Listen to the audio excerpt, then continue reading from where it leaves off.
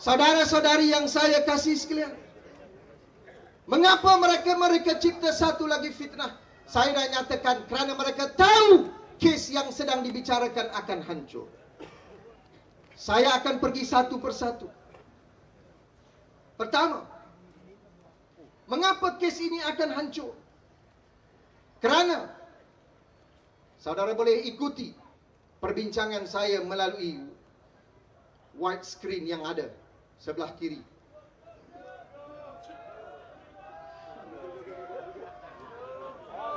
Konspirasi ini akan bertemu jalan yang buntu dan gagal. Kerana apabila pendakwa raya membawa kes ini ke mahkamah, mereka berdasarkan kepada 3 perkara, iaitu 3 asas kes pendakwa raya. Pertama, mereka mengatakan Saiful berada di dalam kondo tersebut. Itu asas pendakwaan yang pertama. Yang kedua, mereka mengatakan wujudnya air mani di dalam dubur Saiful. Makcik, pakcik, saya minta maaf kalau istilah-istilahnya kurang enak pada malam ini. Tetapi untuk tujuan penjelasan, saya terpaksa.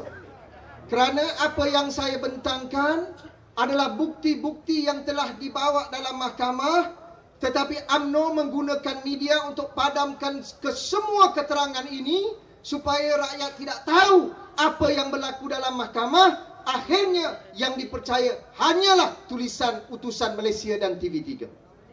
Saya akan bongkarkan semua pada malam ini. Asas mereka yang ketiga ialah ujian DNA telah dibuat ke atas sampel-sampel berkenaan. Ini 3 asas yang dibawa oleh pendakwa raya. Malangnya, kes pendakwaan sudah ditutup. Submission akan dibuat pada 18 April. Kes ini sudah pun ditutup, kes pendakwaan. Sampai hari kes ini ditutup, ketiga asas yang dibawa oleh pendakwa raya gagal dibuktikan sama sekali di dalam mahkamah. Saya bawa satu persatu. Pertama, asas bahawa Saiful ada di dalam kondominium. Apa bukti yang dibawa oleh pendakwa raya ke dalam mahkamah? Hanyalah CCTV footage ataupun rakaman CCTV yang menunjukkan Saiful tiba di lift tingkat parking 2 dan keluar di tingkat 5. Itu sahaja yang dibuktikan oleh pendakwa raya. Di mana Saiful tiba pada 26 Jun 2008 jam 2.42 petang melalui tingkat parking 2. Ini dia, ada dalam gambar.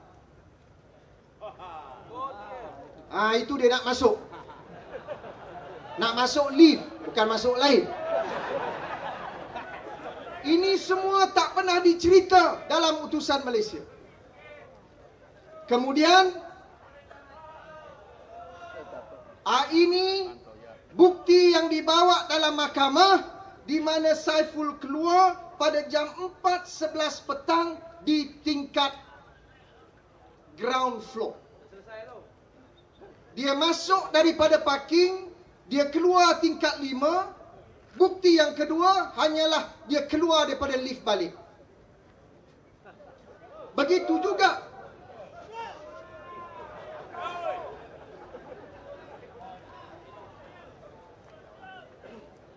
ini gambar-gambar yang dibuktikan dalam mahkamah.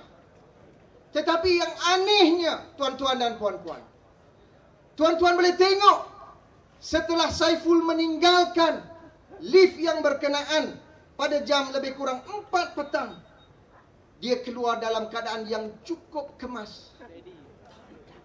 Rambutnya cukup kemas. Baju pun tak koyak.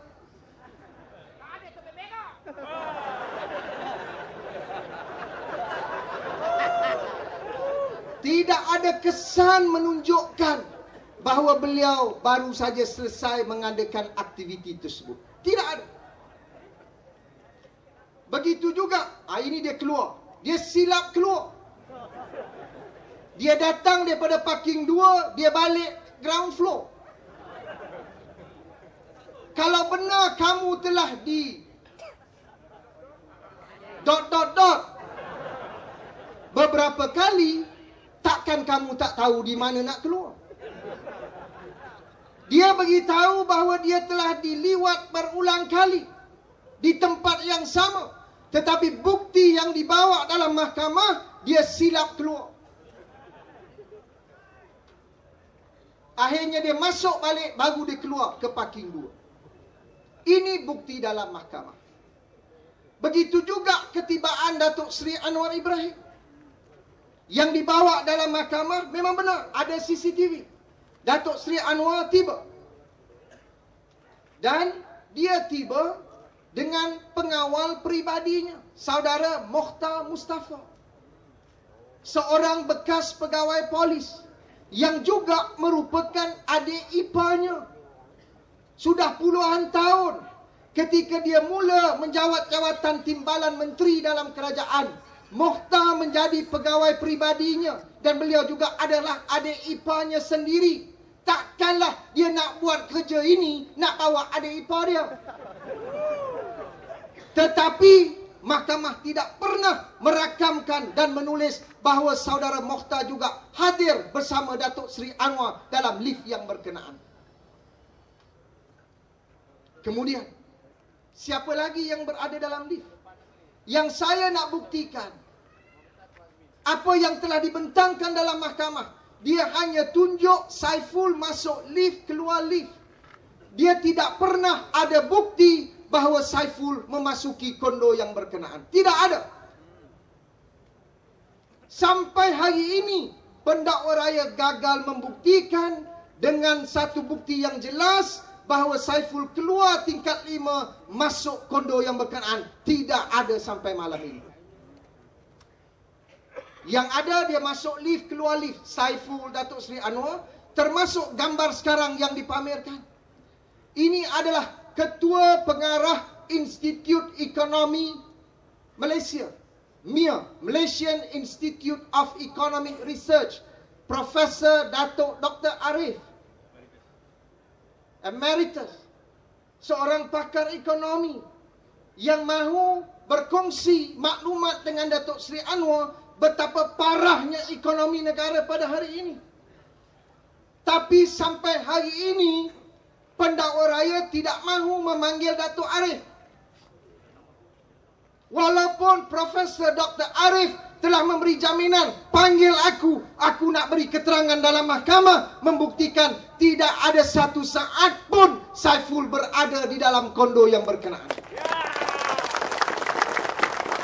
Profesor Dr. Arif bukan orang politik, tokoh ekonomi, berkhidmat dengan kerajaan, tetapi kerana prinsip beliau berani tampil ke mahkamah. Tetapi kerana dayusnya Rosmah dan Najib, Profesor Arif sampai hari ini tidak dipanggil oleh pihak pendakwa untuk memberi keterangan di dalam mahkamah.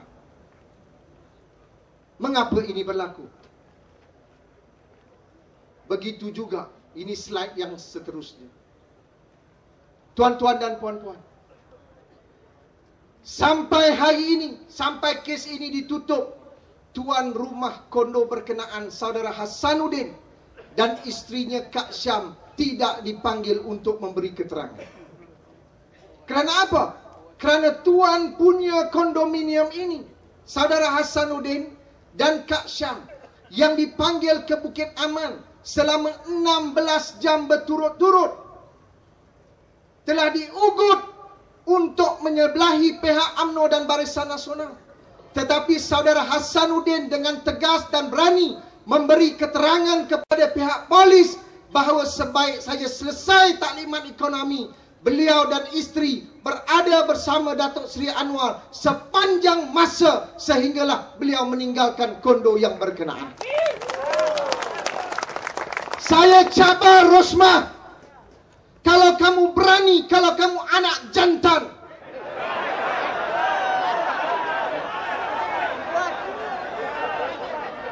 saya tidak salah. Dia lebih jantan daripada Najib.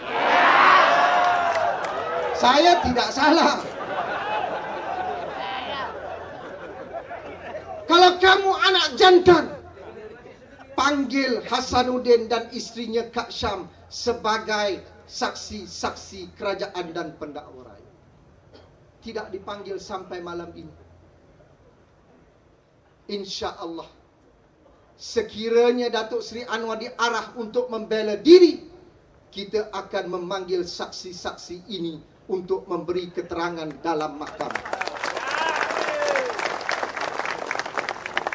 Walaupun saya yakin kalau hakim itu adil, mahkamah ini bebas tanpa pengaruh Rosmah dan Mansur, Datuk Seri Anwar tidak perlu membela diri. Cukup melihat keterangan dan saksi dan bukti dalam mahkamah supaya kes ini dibuang dan saudara Anwar dibebaskan daripada pertuduhan yang berkenaan.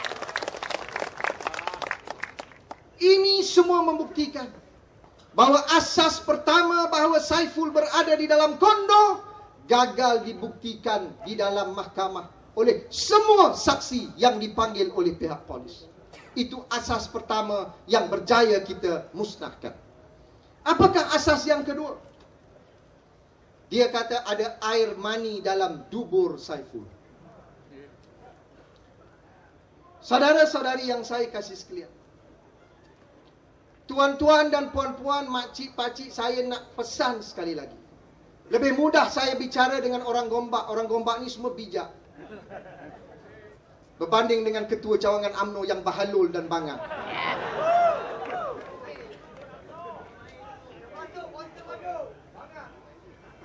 DNA dengan air mani dua benda yang berbeza. Ini kita kena tahu dulu. DNA ini can be anything. Saliva, air liur, itu juga DNA. Peluh, macam sekarang saya berpeluh, ini juga DNA. Dia boleh ambil peluh saya, cucuk dalam Saiful, maka ada DNA saya dalam dubur Saiful, tetapi bukan air mani. Bulu, itu juga DNA. Apa juga jenis bulu?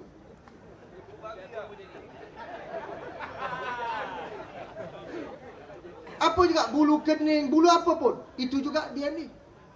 Air mani juga sebahagian daripada DNA. Apa yang dibuktikan dalam mahkamah ialah DNA wujud di dalam dubur Saiful, tetapi bukan air mani. Kita nak buktikan sekarang secara saintifik. Mahkamah tidak pernah membawa sebarang bukti yang mengesahkan bahawa ada air mani di dalam dubur Saiful. Tak ada. Yang dikatakan air mani ini adalah versi utusan Malaysia dan TV3. Sebenarnya sampai kes ini ditutup, tidak ada sebarang bukti yang menyatakan wujudnya air mani dalam dubur Saiful. Saya nak buktikan satu persatu. Saya malam ni pakar chemistry. Ini muka Dr. Sial.